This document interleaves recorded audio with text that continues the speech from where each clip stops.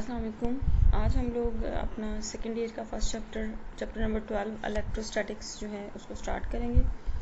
Electrostatics का main topic शुरू करने से पहले हम थोड़ी सी जो बेसिक कॉन्सेप्ट्स हैं उसके बारे में डिस्कस कर लेते हैं। सबसे पहले हम बात करेंगे इलेक्ट्रिक चार्जेस के बारे में। इलेक्ट्रिक चार्जेस जो हैं, आप लोगों ने मैट्रिक में इसके बारे में पढ़ा था कि चार्जेस दो तरह के होते हैं, पॉजिटिव चार्जेस होते हैं और नेगेटिव चार्जेस। पॉजिटिव चार्जेस आमतौर पर हम लोग जो एग्जांपल लेते हैं उसके लिए प्रोटॉन्स को कंसीडर किया जाता है, और नेगेटिव चार्जेस जो इलेक्ट्रॉन्स को कंसीडर किया जाता है। उसमें चार्ज को जाहिर करने के लिए, शो करने के लिए जो हम उसका सिंबल यूज़ करते हैं लिखने के लिए, हमेशा चार्ज को स्मॉल क्यू लेंगे, और सिस्टम इंटरनेशनल में इसका यूनिट जो है चार्ज का हमेशा कूलब होता है। आप लोगों ने इसकी प्रॉपर्टीज़ भी पहले पढ़ी हुई हैं।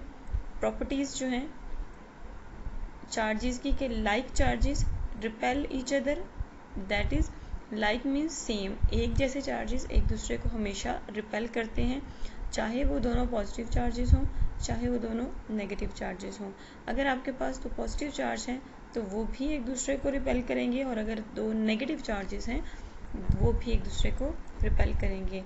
And second property, unlike different charges attract each other, कि अगर आपके पास दो चार्जेस इस तरह के हैं कि दोनों के ऊपर चार्ज मुख्तलिफ है, दैट इज़ एक के ऊपर पॉजिटिव चार्ज है और एक के ऊपर क्या है, नेगेटिव चार्ज है, तो ये दोनों चार्जेस जो हैं फिर एक दूसरे को क्या करेंगे, अट्रैक्ट करेंगे।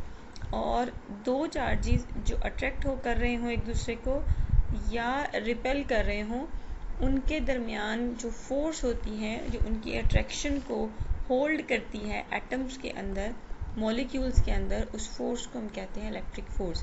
जैसे एटम्स और मॉलिक्यूल्स, एटम्स के अंदर, मॉलिक्यूल्स के अंदर इलेक्ट्रॉन्स भी होते हैं, प्रोटॉन्स भी होते हैं, पॉजिटिव यानी पॉजिटिव चार्जेस भी हैं, नेगेटिव चार्जेस भी हैं। तो इनको जो कुव्वत जो है, जो फोर्स इकट्ठा रखती है, उसको हम कहते हैं इलेक्ट्रिक फोर्स। अब हम आते हैं अपने मेन टॉपिक और चैप्टर की तरफ, दैट इज़ इलेक्ट्रोस्टैटिक्स। स्टैटिक्स का मतलब होता है साकिन, और electro means charges. The study of electric charges at rest under the action of electric forces is called electrostatics। कि इसमें चार्जेस हमेशा क्या रहेंगे, रेस्ट में रहेंगे, मूव नहीं करेंगे। वो खुद ब खुद कोई चार्ज जो है वो मूव नहीं कर रहा होगा। अगर वो मूव करेंगे तो हम उसको खुद से मूव करवा रहे होंगे, बल्कि वो खुद से मूव नहीं करेंगे। ऐसे चार्जेस को हम कहते हैं रेस्ट में हैं, और इनकी जो स्टडी है उसको हम कहते हैं इलेक्ट्रोस्टैटिक्स। जो बेसिक लॉ है इलेक्ट्रोस्टैटिक्स का वो है कूलब्स लॉ, जो मेन हम लोगों का आज का टॉपिक है। कूलब्स लॉ की जो स्टेटमेंट है वो ये है, the force between the 2 point charges is directly proportional to the product of magnitude of charges and inversely proportional to the square of distance between them। यानी 2 पॉइंट चार्जेस, दो बहुत छोटे चार्जेस के दरमियान भी जो फोर्स होती है अट्रैक्शन की, अगर वो अनलाइक चार्जेस हैं, डिफरेंट चार्जेस हैं, या रिपल्शन की, अगर वो सेम चार्जेस हैं, वो डायरेक्टली प्रोपोर्शनल होती हैं उनके मैग्नीट्यूड के प्रोडक्ट के, और इन्वर्सली प्रोपोर्शनल होती हैं square of their distance between them. जितने बड़े चार्जेस होंगे उतनी ज़्यादा फोर्स होगी, मैग्नीट्यूड से ये मुराद है, और जितने ज़्यादा फासला होगा उन दोनों के दरमियान में उतनी कम फोर्स जो है उन दोनों चार्जेस के दरमियान में होगी, और जितना कम फासला है उतनी ज़्यादा फोर्स होगी। This is inverse square law को फॉलो करते हैं। ये लॉ सबसे पहले फ्रेंच मिलिट्री इंजीनियर चार्ल्स कूलब ने 1784 में दिया था, और इसी की बेसिस पर इसको कहा जाता है Coulomb's law. Mathematically Coulomb's law is directly proportional to Q1 Q2 over R square, that is F is directly proportional to Q1 Q2 and F is inversely proportional to R square। जब हम proportionality का ये जो sign है इसको ख़त्म करेंगे तो कहाँ पर हम कांस्टेंट ऑफ प्रोपोर्शनैलिटी लगाएंगे, जो कि है K, F is equal to K Q1 Q2 over R square. ठीक है। अब यहाँ पर देखें, दैट इज डिस्टेंस पे डिपेंड कर रही है, वो चार्जेस पे डिपेंड कर रही हैं। फोर्स जो है ये है Coulomb force, F is the Coulomb force, और ये डिपेंड करती हैं Q1 Q2 over R square के। अब यहाँ पर ये वर्ड है F is magnitude of mutual force. Mutual force का मतलब ये होता है कि Q1 जो है Q2 पे फोर्स लगाए, Q2 जो है वो Q1 पे फोर्स लगाए, दोनों एक दूसरे पे फोर्स लगा रहे होंगे। और ये नहीं होगा कि Q1 Q2 पे फोर्स लगा रहा है लेकिन Q1 जो है वो Q2 पे फोर्स नहीं लगा रहा। अब यहाँ पर K की वैल्यू है, K जो है सिस्टम इंटरनेशनल में ये है कांस्टेंट ऑफ प्रोपोर्शनैलिटी की value 1/4 pi epsilon naught. Epsilon not जो है एक कांस्टेंट है और इसको कहते हैं हम permittivity of free space. Single epsilon not जो है सिर्फ इसकी वैल्यू जो है वो 8.85 × 10⁻12 कूलम स्क्वायर पर न्यूटन पर मीटर स्क्वायर है।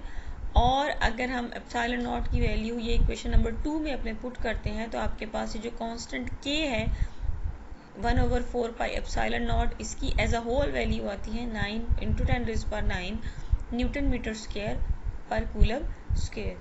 अब जब इसकी वैल्यू को हम आप रिप्लेस कर देंगे इक्वेशन नंबर 1 में तो आपकी वैल्यू आ जाएगी F = 1/4 pi epsilon not Q1 Q2 over R square. ये आपके पास फ्री स्पेस के लिए कूलम फोर्स की वैल्यू आ जाती है। ये है Coulomb's law for free space.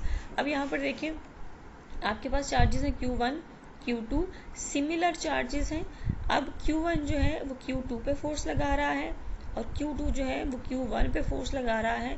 क्योंकि दोनों लाइक चार्जेस हैं, सिमिलर चार्जेस हैं, ये एक दूसरे को क्या कर रहे हैं, रिपेल कर रहे हैं। F12 जो है ये फोर्स है on charge 1 due to charge Q2 और जो F21 है ये फोर्स है सेकेंड चार्ज पर Q2 पर due to the first charge Q1।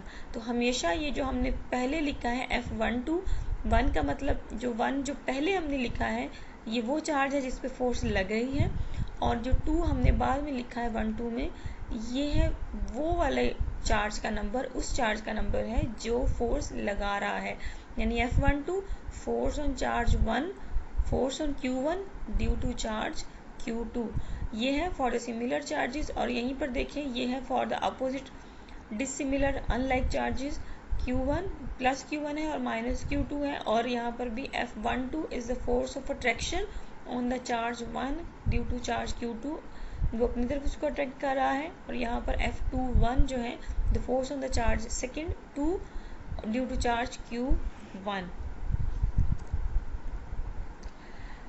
Coulomb force is a mutual force. It means that Q1 exert a force on Q2 and then Q2 also exert an equal and opposite force on Q1.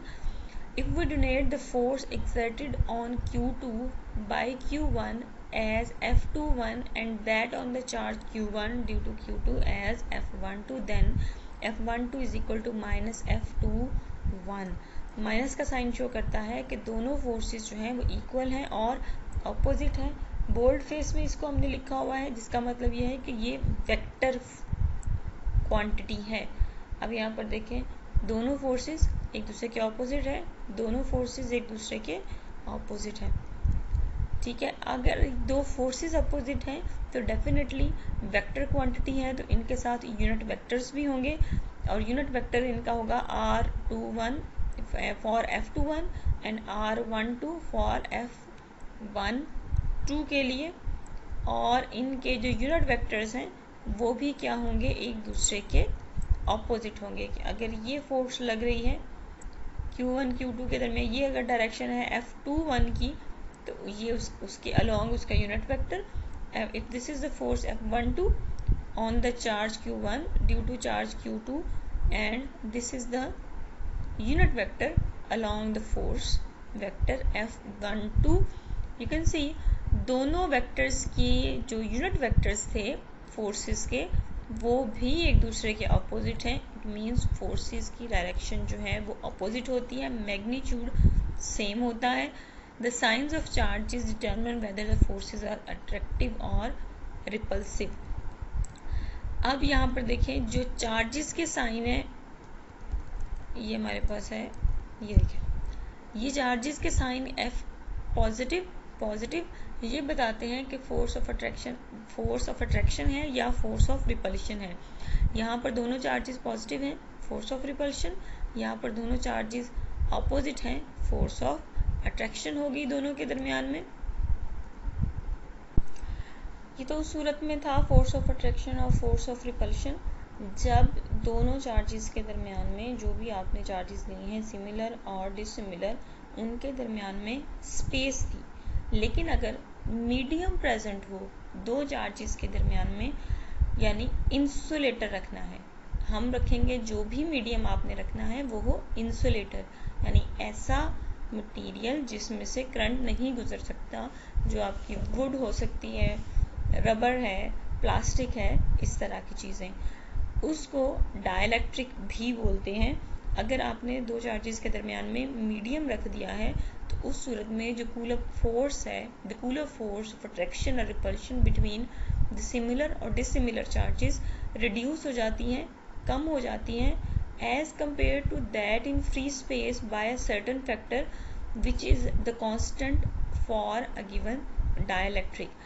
अब उसकी force की value क्या हो जाएगी, कम हो जाएगी, क्योंकि दोनों चार्जेस के दरमियान में एक मटेरियल आ गया है, एक रुकावट आ गई है, और कितनी कम होगी फोर्स वो डिपेंड करता है उस मटेरियल की रिलेटिव परमिटिविटी पर। ये खासियत होती है कि वो दो चार्जेस के दरमियान कूलअप फोर्स को कितना जो है वो रिड्यूस कर देता है, और इसको हम शो करते हैं एप्सिलॉन आर से। और एप्सिलॉन आर जो है इसको हम इंट्रोड्यूस करवाते हैं कूलअप लॉ की जो इक्वेशन है कूलअप्स लॉ की, इस एप्सिलॉन नॉट के साथ F is equal to 1/4 pi epsilon naught epsilon r Q1 Q2 over r square. अब यहाँ पर देखिए एप्सिलॉन आर आया है नीचे डिनोमिनेटर में।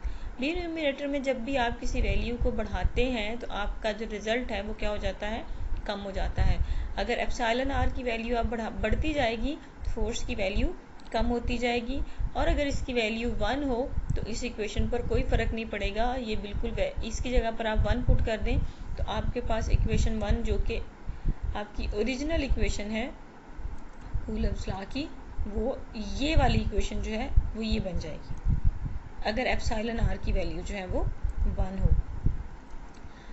एप्सिलॉन आर की वैल्यू 1 अगर होती है तो उस सूरत में आपके पास इक्वेशन 3 जो है वो बन जाती है कूलम्स लॉ की।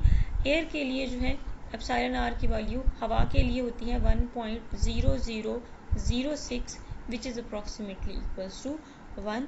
इसके अलावा आपको एक टेबल है आपकी बुक में जिसमें वैक्यूम के लिए रिलेटिव परमिटिविटी की वैल्यू 1 होती है, एयर के लिए 1 एटमॉस्फेरिक अगर प्रेशर हो एयर का तो उस सूरत में उसकी वैल्यू 1.006 होती है। और यहाँ पर देखें ये ग्लास, ये अमोनिया है, बैकलाइट है, बेंजीन है, germanium, glass, mica, paraffin paper है, रबर है, टेफलॉन है, ट्रांसफार्मर ऑयल है और वाटर है, डिस्टिल्ड वाटर है। उसकी डिस्टिल्ड वाटर की सबसे ज़्यादा वैल्यू है और सबसे कम वैल्यू है वैक्यूम की जो कि है 1।